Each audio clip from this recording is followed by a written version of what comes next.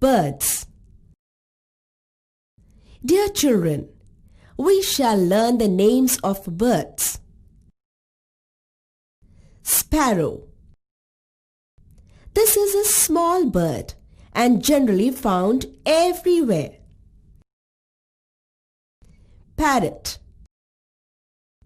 This is a domestic bird, green in color with red beak. Crow. This is found everywhere and has black color. Duck. This bird generally likes to live in water. Hen.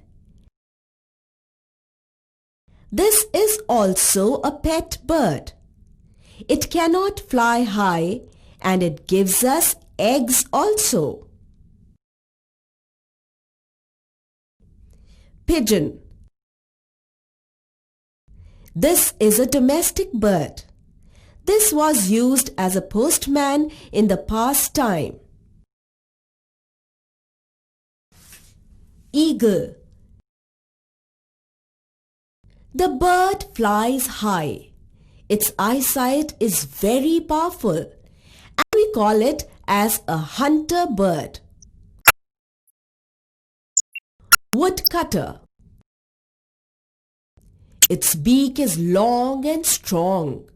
This bird can make hole in a tree by its beak.